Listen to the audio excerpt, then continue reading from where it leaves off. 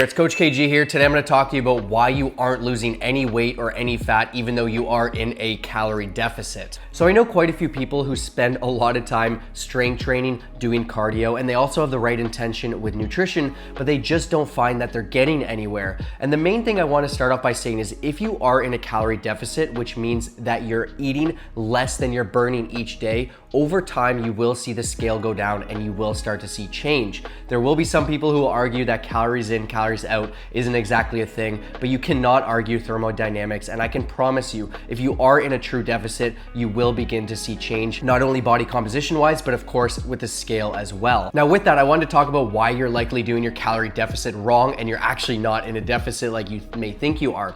The first thing is just simply underestimating portion sizes. So I know a lot of people who just completely wing it, they eyeball things, and it can work here and there, and it's not to say that you can't go out and enjoy a meal and put something into MyFitnessPal and kind of guess.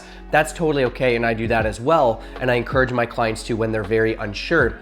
But very often people are inaccurate because they've never used a measuring cup, they don't use food scales, and they're just guessing the entire time. So you may be thinking that you're consuming, let's say 1,400 calories, which would put you in a deficit, but you're likely consuming 1,900. And that's just because you're underestimating portion sizes. You may fill up a bowl thinking it's 300 calories, but in reality it's 600. And this is something that could be holding you back just from eyeballing and guesstimating your way through the process. Number two is just simply untracked cheat meals. So I find when you are in a deficit, it is very easy to crave a lot of foods that you may not actually be able to fit in. Let's just say an entire pizza, a couple burgers, a whole pint of ice cream. It's easy to have those days, and I know a lot of people that do that. I made a reels the other day on Instagram showcasing that if someone eats more during the week, but they're super consistent with their calories, and then there's someone else who eats a lot less and they're just more disciplined throughout the week, and then on the weekend they go completely overboard, that second person's actually gonna be gaining weight over time, and there's a difference of about a pound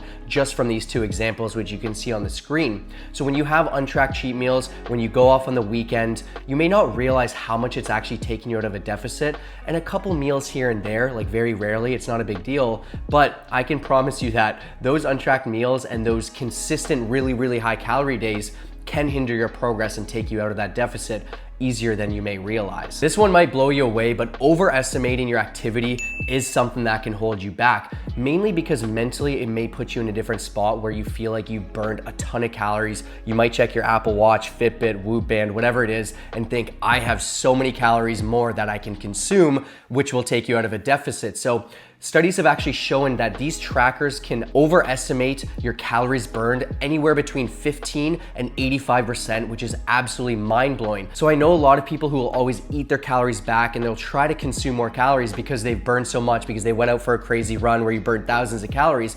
But in reality, this may be hindering your progress. So personally speaking, I don't even recommend using these things as calorie trackers. I more so look at it for steps, for heart rate, and just for accountability to see what's going on in my workout. But it's not something you should put stock in to tell you how many calories you should burn, especially because the data is often very inaccurate. And last but not least, we can't forget about bites, licks, and the small things. And what I mean by this is there's so many things day to day where you may not actually keep track because it's something small. It could be a little piece of your kid's meal. It could be going grocery shopping and there's a sample there. There's so many things that add up, and even as a couple different examples, it could be the creamer or milk in your coffee, the sauces that you have with dinner. These things add up way more than a lot of people realize, and I've seen so many people not keep track of it and they end up having anywhere between 200 and 400 extra calories, once again thinking that they're in a deficit, but they actually aren't. And on that note, I also find that calorie-filled beverages as well as alcohol is something that people miss out on their daily tracker,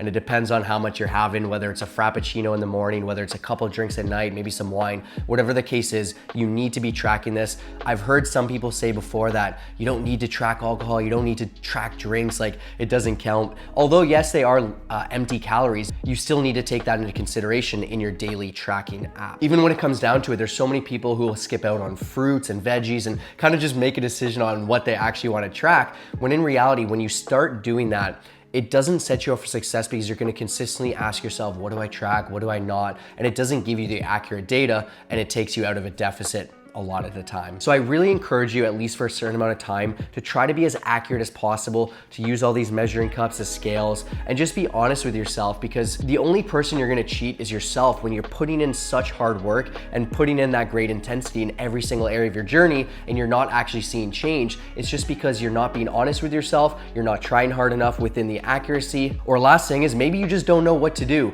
And that's why myself and Josh, we've actually helped over 4,500 people transform on their fitness journey, lose fat, build muscle, and we're able to take a very specific and tailored approach based off of each person. We get really deep into the journey and we're able to find the things that are missing and be able to make changes day to day, week to week, and month to month, so that way someone can actually lose fat, gain muscle, and just feel their absolute best. And it all comes down to having awareness, accountability, and just that person who's gonna say exactly what you need to hear, not what you wanna hear. So if you wanna apply for coaching, if you wanna actually see legit change and not struggle on your fitness journey, first link down below, just fill out an application. I promise you, I will get you guaranteed results. There's literally no risk involved as well because I offer a money back guarantee, but you have what it takes. I truly believe in you. A lot of times it just comes down to doing that extra thing and doing it as accurately as possible, because these are the things a lot of people miss out on their journey. They'll spend years and years wondering why they're not seeing change, and these things are right in front of them. Make sure to smash that like button. I hope these tips can help you in some way or another, even if it's that small thing that you can apply going forward, or you can share with a friend, or whatever the case is. My goal is to have people never struggle on their journey again, actually see change, feel their absolute best. That's what I'm passionate about. So hopefully this video helps. We'll see you in the next one.